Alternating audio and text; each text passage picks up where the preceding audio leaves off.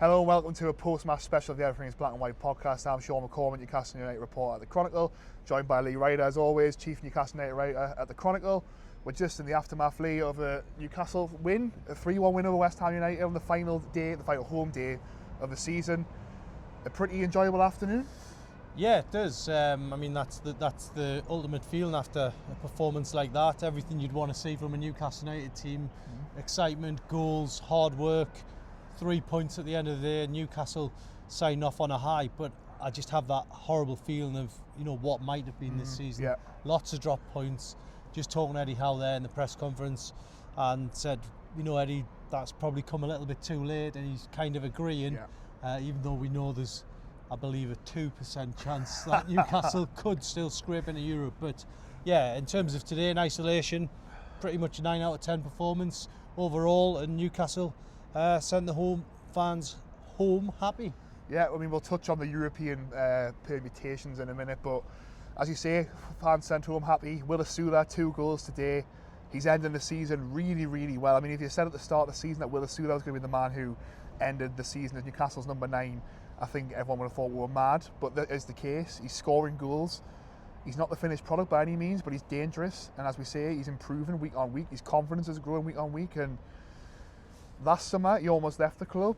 I don't think, as things stand, that's going to be the same this summer. He's going into the summer really as Newcastle's leading marksman. Yeah, absolutely. He started the season, the first home game, scoring against Liverpool, and he was almost pleading with Eddie Howe to get his chance. And he's now been given that chance, and he's shown what a great player he is. I mean, for me, in pre-season, he got a big opportunity. He was the leading sort of leading striker in pre-season, but he didn't take any of his chances. He had a bit of a nightmare really in pre-season, didn't grasp it, and today he got 2 goals, and he's looked brilliant in the last few weeks, and he's signed the season off on a real high. It's been a different system, hasn't it? They started playing this 4-2-3-1 system. Nick Voltemade under 10 again today. Jacob Ramsey started on the left wing, played really well. Harvey Barnes on the right wing, played really well. It seemed today that everything they tried paid off. Barnes set up the first goal for Voltemade. Ramsey set up the second goal for Asula. Ramsey set up Barnes last week. They're starting to connect. They're starting to sort of click in that forward line. As you say, it might have come too late for Newcastle, but even if they don't get into Europe, it's a positive sign that the way they're ending the season. It is, yeah. I mean, one thing I think you do have to factor in is certainly today the pressure feels like it's been off Newcastle. They know they're not going to go down. They know they pretty much can't get into Europe, although there is that little chance which we spoke about, and it feels like all the pressure's just oozed away from them, and they've been able to find that environment to play their football. Maybe the change in system has come too late as well. Obviously, it's something that they've had to fix, but a strong start, strong finish to the season was demanded almost by the powers that be, and I think they've pretty much delivered it. Obviously, apart from the defeat against Sunderland, but post Barca, it was a rotten run.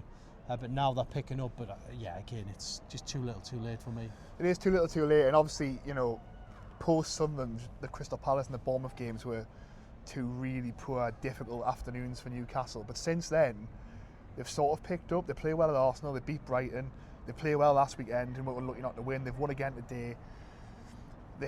I feel like they have found a response, and it wasn't the initial response that we were expecting when Eddie Howe had more time on the training ground, but I think you are starting to see the small signs of progress, the small signs of something to cling on to. And European permutations as they go, we'll not get into it in too much detail, but basically there's a chance Newcastle go into the final game with a chance of getting to Europe. They're going to have to hope that Tottenham get something against Chelsea. If Chelsea win on Tuesday, there's no chance Newcastle can get in Europe, but 2% chance is a small chance. That chance will grow if they get past that game on Tuesday and Chelsea don't win that game. But it'd be nice, won't it, to go to Fulham with something to play for. I think we've said a few times in the podcast that had to be the minimum aim for Newcastle to get that game with something still to fight for. Even if they get to that game with something to fight for, it's a minimal chance. But stranger things have happened, and it'll be a good afternoon in West London anyway. It always is at Fulham, isn't it? Yeah, I mean, it's a cracking venue to go for away fans.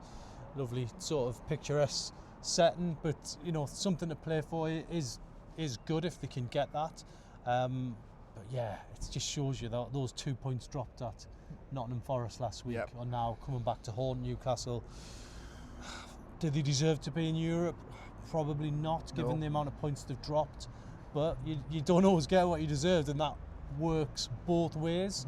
For me, there's a chance that Newcastle could leave the season with something to shout about. But as I say, it would be very lucky if they did.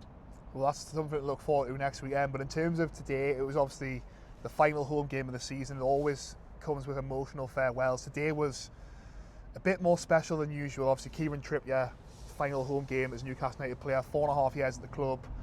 We don't need to sort of drum on about how instrumental his impact's been at Newcastle United. We know that the impact he's left in the club will be a lasting legacy. He's going to go down as a club legend. But how fitting was the tribute today? It was class, wasn't it, in terms of the East Stand Trips tribute, forever a Newcastle United legend, and you can see he was visibly choked up by the whole day, wasn't he? I think so, yeah. I mean, look, he's been a class act since he signed for the club. He's been a standard bearer. That's what I called him in my match report. I mean, he's very rarely let Newcastle down. He's pretty much been a minimum 8 out of 10 player for the majority of the time he's been here. Fully fledged England international. We know what he'd done on the international stage. We got to enjoy that here. He retired from England to help Newcastle even more. And yeah, it's just one of those sad farewells. Emil Kraft as well. And it's just one of those where, you know, it's got to come to an end at some time, and he's got the emotional sort of send-off that he fully deserved. Definitely, it was nice to see him start today as well, because obviously he hasn't really been in the team the last few weeks, and I felt like his impact and what he's done at the club deserved that today, didn't it? It would have been a real shame if he didn't get that send-off, didn't play it today. Thought he played really well today, and it sort of offered a quick reminder of what Newcastle are going to lose in terms of, you know, the way that he sets the tone. As you said, he sets the standards. He really sort of, you know, keeps everyone in check. He's a leader. Again, he was the man who got put up in the mix zone after the game today, and he's going to be a big miss in terms of what he brings, as much off the pitch as what he does on the pitch. But that's the challenge now for Newcastle, to sort of replace that, and for new leaders to step up. But, you know, it was just brilliant, I think, to see Trippier get that ovation today. You see, he looked choked up when he came off the pitch. The crowd was singing his name from the first minute. It felt like a real special occasion. What was interesting as well is Fabian Schär was here today. Obviously didn't play because he's been injured since January now. But we spoke on Friday after the press conference that there's going to be some contract talks this week in terms of whether Fabian Schär's contract gets extended at Newcastle, or whether, you know, he's played his final game at the club. But he got a nice ovation from the Gallagher end, didn't he? And interesting one with him, but it was nice to see either way, if he does stay or if he does leave, he did get that sort of nice ovation from the crowd as well. Yeah, it is. I mean, 4 departures were mentioned by Eddie Howe in his press conference. Trippier, Kraft, Dr. Paul Catterson and Max Thompson, the reserve team goalkeeper, but he didn't mention Fabian Schär, which says to me that this week they will be holding some talks.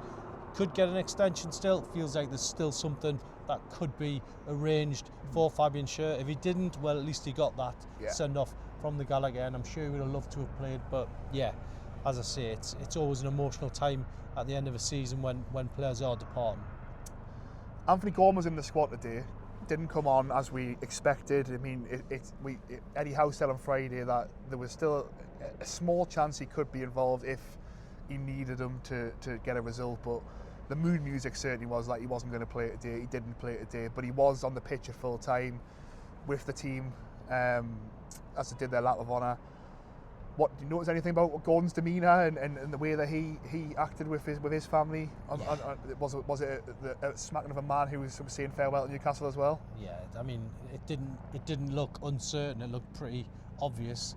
Whether that's sort of confirmation bias with what we already know, I don't know. But yeah, he went over to the Gallagher end, and there was some fans chanting Anthony Gordon's name, which was really interesting to hear. He gave them a wave. He looked pretty emotional as they were going off. But yeah, for me, it was a game where he was never going to get on the pitch, and I don't think we'll see him in a Newcastle shirt in terms of playing the game again. I think that's him done, and that transfer will be one of the first ones to go through. So end of an episode as far as Anthony Gordon's concerned. It's an interesting one, isn't it? Because he's a divisive figure, but I think it's hard to argue the impact he's had on Newcastle as well in terms of his performances, his numbers at times, you know. And to be fair to Eddie Howe and Newcastle, they've developed him from a top prospect into a top player. And if he does leave, yes, it won't be the same emotional reaction as what Kieran Trippier just got, but on the whole, he has been a success for Newcastle United. There's no doubt about that. Look, I said the other day, and I think people didn't quite understand what I was saying. I said he's in the world-class bracket because he's a fully fledged England international. England are one of the top 4 teams in the world rankings. They're going to the World Cup. He's going to be one of the main players. He's going to Bayern Munich, who are the top-ranked club by FIFA. He's in that world-class bracket. If anything, I'm trying to put a bit of money on his price tag here for Newcastle United. He is in that conversation of top-class players. Of course he is. I mean, and Newcastle have made him better. Yeah, I'm saying look at the clubs thinking of him. It's Barcelona, Bayern Munich. It's Liverpool and Arsenal in this country.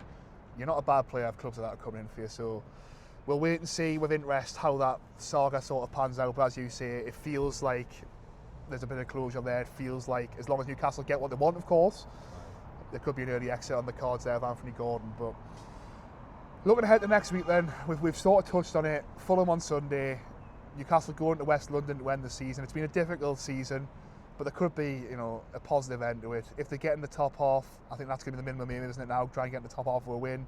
If they can sneak into Europe, brilliant. But I think they need it to end the day with a win in front of the home fans. 100%. It was a good atmosphere. It always is on the final day of the season. Sun was shining. Eddie Howe got a really good reception, didn't he, at full time? Yeah. It felt like there was a bit of unity there going into next season, and that can only be a positive for Newcastle. Yeah, I mean, look, there's probably a lot of people who watch this podcast that will feel they don't want to get into the Europa Conference League. I'm not one of them. I think you should be in as many competitions as you can, because I think that's one they could lift. But for me, getting beeped at. Yeah, getting beeped at left, right, and centre. If Newcastle don't get into Europe, it would give them a clear run at domestic competitions next season. And we've seen in the past that Eddie Howe really revels in that training ground environment. The club have stuck with him. I think that's important to talk about briefly. But ultimately, top 10 for me would be a respectable end. Top 10, they've had a good run in the Cups. It's taken the winners to beat them in 2 of those competitions. The mighty Barcelona in the other. Look, there's been worse seasons at Newcastle United. Remember Tottenham Hotspur winning 5-1 last game of the season. Sun was shining. Newcastle got relegated. So there's a lot to remember. But look, for me, top 10 would be a good, respectable finish. But we know this season, as we mentioned, the 27 points dropped from winning positions. It should be much better. This has come too little too late. But ultimately, let's sign off on a high. Just before I ask the final question, just a quick thanks to our sponsors, NordVPN and Saily. You can find all the details about those 2 companies in the comment box below. Just to round off the final question, you were in Eddie Howe's press conference there. What was his demeanour like in that press conference? Obviously, hits for the final time he's faced us in St James's Park this season. What was his mood like? What was his sort of, general demeanour going into the summer? Well, I mean, I was quite taken aback because I actually got asked to start the press conference, which never happens, hasn't happened all season, and I had to ask the first couple of questions, which was a real change. But yeah, he seemed like he was more shocked by that than anybody, to be totally honest. But he seemed like reflective. He knows they've got to do better. He mentioned how they've got to rebuild in the summer. He said we cannot be weaker. We cannot go into the next season any weaker than we are now. So another warning to the powers that be that Newcastle do need to hit the ground running in the transfer window. If they do, there's plenty to build on, as we've seen out there today. But overall, Eddie Howe goes away after the Fulham game and probably has a breather. But we know with Eddie, he will not switch off. Well, thanks again for joining us. Obviously, hope you've enjoyed today's win, rounding off the weekend in style, rounding off the season in front of our home fans in style. It's been a difficult season, but we'll be wrapping it up this week at Fulham. Me and Lee will both be in London, and before that we'll come back with a Q&A episode on the podcast, so stay tuned for that. But in the meantime, enjoy the rest of your Sunday, and we'll catch you in the week.